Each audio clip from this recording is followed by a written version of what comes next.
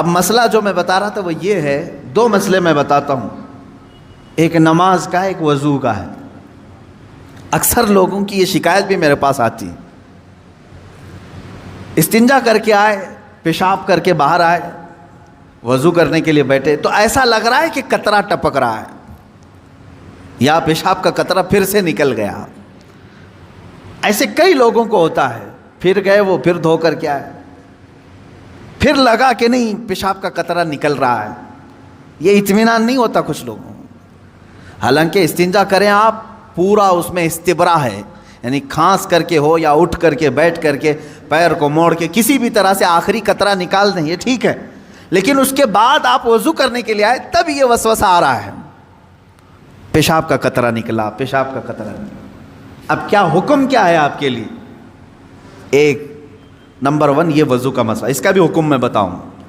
دوسرا مسئلہ سن لیں، نماز 4 رکعت ظہر کی پڑھنے کے لیے کھڑے تھے، یا 4 رکعت عصر یا عشاء کی، 2 رکعت پڑھے، تیسری رکعت میں کھڑے ہوئے تھے، اب شک ہونے لگا کہ دوسری ہے کہ تیسری ہے، تیسری میں کھڑے تھے، یہ شک ہونے لگا یہ چوتھی ہوگی کہ تیسری ہوگی، ایسا ہوتا ہے بہت سارے لوگ۔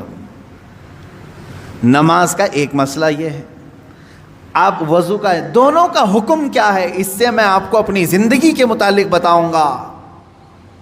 پہلا والا جو مسئلہ ہے پیشاب کے قطرے کا، پہلی مرتبہ ایسا کبھی ہوا ہے تو جاؤ دھل لو، ایک بار ایسا ہوا کہ پیشاب کا قطرہ ٹپکا ہے یا لگ رہا ہے، جاؤ دھل کے آ جاؤ۔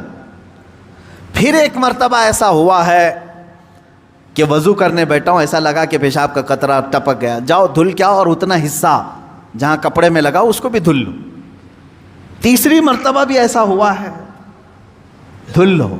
اب اس کے بعد شریعت کہتی ہے اب نہیں جانا، اس کے بعد اب وضو کے لیے اگر بیٹھو گے تمہیں لگ رہا ہے کہ پیشاب کے قطرے ٹپک رہے ہیں، ٹپکنے دو، تم پانی لے لو ایک چلو میں اور اس جگہ پر چھڑک دو، پانی وہاں پر اس کپڑے کے اوپر چھڑک دو۔ کیوں؟ اس لیے کہ کہا گیا ہے کہ بعد میں اگر تمہیں وسوسہ بھی آنے لگے تو یوں سمجھ لو یہ پیشاب کا قطرہ نہیں بلکہ میرا چھڑکا ہوا پانی ہے، میرا چھڑکا ہوا پانی۔ اچھا ایسا کیوں کرایا گیا؟ شک تو ہو رہا ہے۔ سنیں فقہاء کرام نے فرمایا اے بندے تجھے عبادت اللہ کی کرنی ہے۔ کس کی کرنی ہے؟ اللہ کو راضی کرنا ہے، اور یہ جو وسوسے آ رہے ہیں تجھے یہ شیطان کے ہیں۔ اگر تو بار بار اٹھ کر کے دھونے کے لیے چلا جائے گا تو بات یہ ہوگی کہ تو شیطان کی پیروی کر رہا ہے اللہ کو چھوڑ کر کے۔ یہاں شریعت نے یہاں تک کہا کہ شیطان کی پیروی ہو جائے گی اگر کثرت سے تو کرنے لگ گیا۔ جب شیطان وسوسہ ڈالا اٹھ گئے، جب شیطان شک ڈالا پھر اٹھ گئے۔ بار بار اگر خیال آ رہا ہے تو اس پر عمل کرنا جائز نہیں۔ پانی چھڑک لو اور کہو میں شیطان کی پیروی نہیں کروں گا، میرے مولا کی عبادت کروں گا۔ دوسرا مسئلہ نماز کا کہ جس میں اگر 3 میں 4 میں شک ہو، ایک بار ہو گیا تو چلو دوہرا لو، 2 بار ہو گیا تو چلو ٹھیک ہے، جتنا یقین ہے اس کے آگے کی رکعتیں پڑھ لو۔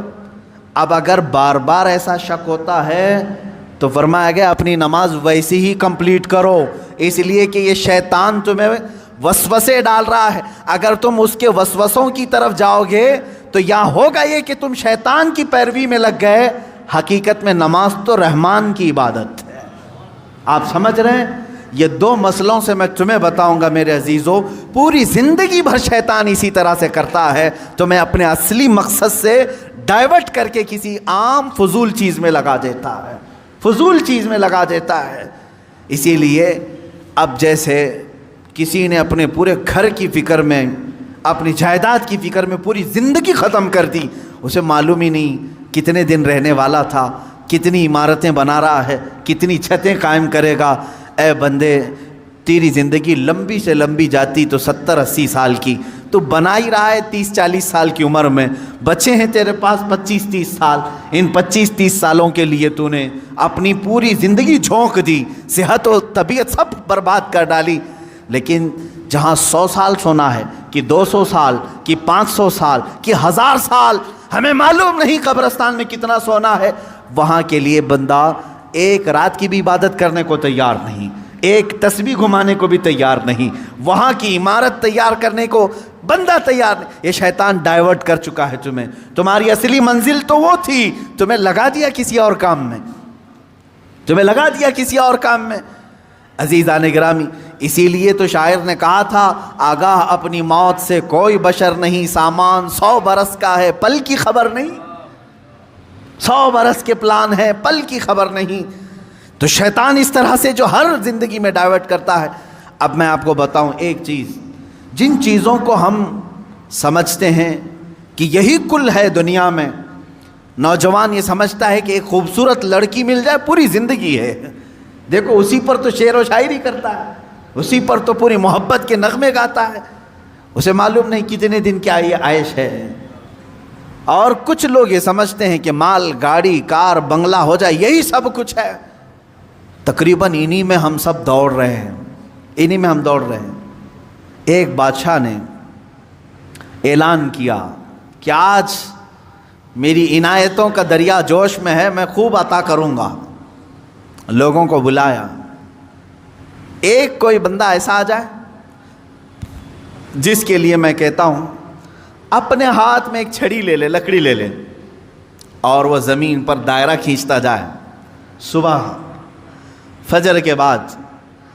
اب وہ دائرہ کھینچتا کھینچتا سورج کے ڈوبنے سے پہلے پہلے تک جتنا دائرہ کھینچ لے گا وہ پوری زمین اس کے نام پہ کر دوں گا۔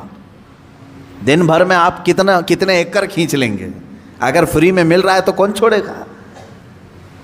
دائرہ کھینچنے کے لیے کہا کہ جو لکیر سے سرکل بنا لے، جتنا بنا لے گا، لیکن ٹائم ہے سورج ڈوبنے سے پہلے پہلے تک۔ اس میں سے ایک وزیر یا ایک سپاہی آگے آیا اور اس نے اپنے ہاتھ میں چھڑی لے لی، بادشاہ سلامت مجھے اجازت دے دے۔ اور بادشاہ نے کہا کہ اگر سورج ڈوب گیا تو پھر ایک بالشت زمین بھی نہیں دی جائے گی، یعنی 1 فٹ زمین بھی نہیں دی جائے گی۔ ہاں، سورج ڈوبنے سے پہلے پہلے تک یہاں پر دائرہ مکمل کر۔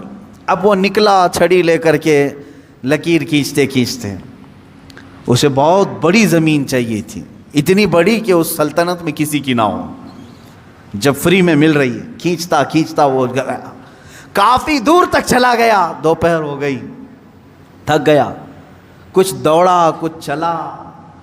اب جب دوپہر ہو کر سورج ڈھلنے لگا تو اس نے سوچا واپس ہو جاتے، چونکہ جہاں سے میں دائرہ کھینچا ہوں وہاں تک لا کر کے لکیر کو ملانا ہے، اتنی زمین میرے نام پہ۔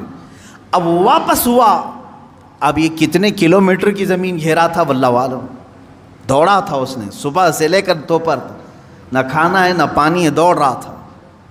دوڑتے دوڑتے سورج پیلا ہو گیا، عصر کا وقت آ گیا۔ اب اس نے دیکھا کہ بادشاہ کا محل اور سپاہی سب قریب نظر آ رہے ہیں، دل میں ٹھنڈک ہو گئی، میں پہنچ جاؤں گا سورج کے ڈوبنے سے پہلے پہلے، میرے بگننگ پوائنٹ جو ہے جہاں سے سٹارٹ ہوا تو وہاں تک پہنچنا ہے مجھے۔ لیکن تھک گیا تھا، اعضا جواب دے رہے تھے، نڈھال ہو گیا، شاید آدھا کلومیٹر یا 1 کلومیٹر باقی رہ گیا ہوگا، چلنے کی سکت نہیں رہی۔ لیکن باہر سے وہاں سے لوگ آوازیں دے رہے تھے، بہت لمبی زمین تو نے گھیرا ہے، اتنی بڑی زمین کسی کو نہیں ملی سلطنت میں، آ جا دوڑتے ہوئے۔ کچھ لوگوں نے ہمت دکھائی، حوصلہ دلایا، دوڑا اور تیزی سے دوڑا، پھر دوڑا، سورج ڈوبنے کے بالکل پاس میں آ گیا، سورج غروب ہونے کے لیے بس آدھا سورج اندر جا چکا تھا، اور اس کا پوائنٹ جہاں سے شروع کیا تھا وہ بھی قریب نظر آ رہا تھا، وہ بھی قریب نظر آ رہا تھا۔ دوڑا اور دوڑا، یہاں تک کہ اپنے اس پوائنٹ کے بالکل پاس میں پہنچا، لیکن سورج ڈوبا۔ کتنا باقی تھا؟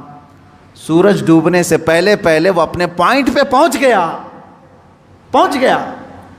اس طرح کہ پیر اس کے ایک طرف، ہاتھ اس کے اس طرف، سو کر کے اس نے اپنی لکڑی آگے کی، پوائنٹ پر پہنچ گیا۔ اس کے بعد سورج ڈوب گیا، اب اس کی ہو گئی زمین، جتنا صبح سے لے کر دوڑا تھا اس کی ہو گئی زمین۔ لیکن جب قریب میں آئے اٹھانے کی کوشش کی تو اس کا انتقال ہو چکا تھا. دن بھر ایسا دوڑا تھا کہ روح نکل گئی، اسی طرح پڑا تھا.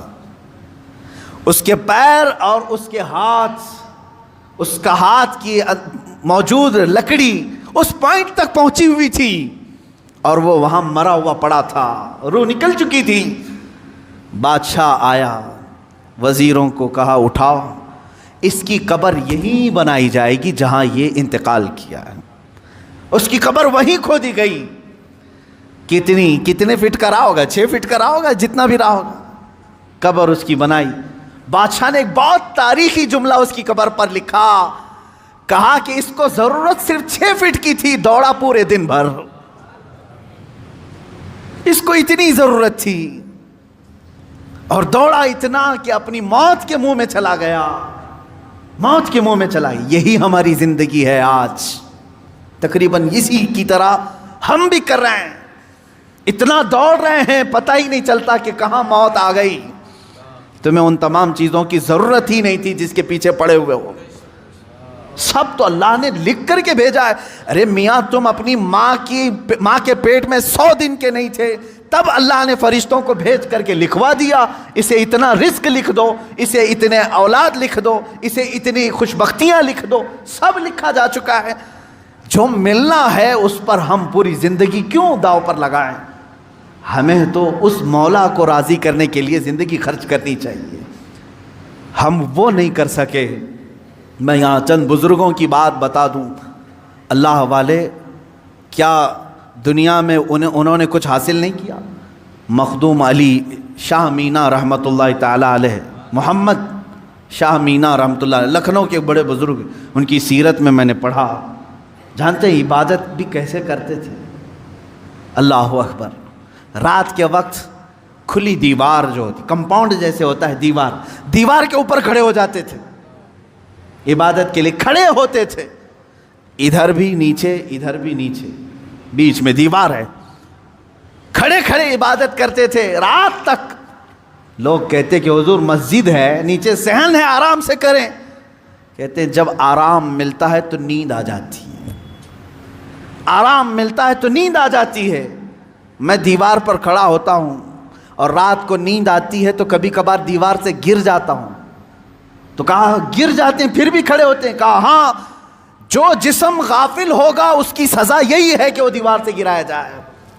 جو اپنے مولا سے غافل ہو اس کی سزا یہی ہے کہ اسے گرایا جائے. یہ اللہ والے تھے جو لمحے بھر کے لیے غافل ہوتے تو اپنی جسموں کو سزا دے دیتے تھے. حضرت سیدنا ابو بکر شبلی رحمۃ اللہ تعالی علیہ، یہ ہمارے سلسلہ قادریہ کے بڑے بزرگ ہیں. بحر شبلی شیر حق دنیا کے کتوں سے بچا، ایک کارک عبد واحد بے ریا کے واسطے. ہم شجرہ میں پڑھتے ہیں ان کا نام. حضرت ابو بکر شبلی رحمۃ اللہ علیہ بغداد شریف کے بزرگ ہیں. سیدنا امام اعظم ابو حنیفہ رضی اللہ تعالیٰ عنہ کے پڑوس میں دفن ہیں. آپ جب رات کو ذکر الہی کے لیے کھڑے ہوتے یا عبادت کے لیے کھڑے ہوتے، ایک مرتبہ ایسا ہوا کہ آپ کو جھپکی آئی، نیند آئی. یہاں تو لوگ رات تو چھوڑیں جمعہ میں سوتے ہیں، بہت سارے لوگ تو جمعہ میں اپنی نیند کمپلیٹ کر کے آتے ہیں. پتہ ہی نہیں چلا کہ امام کب کھڑا ہوا، اقامت کب ہوئی، خطبہ تو پورا نیند میں چلا گیا. واللہ عالم سوتے ہیں یا پھر کشف کرتے ہیں، مراقبہ کرتے ہیں، 4تھی منزل پر پہنچتے ہوں گے.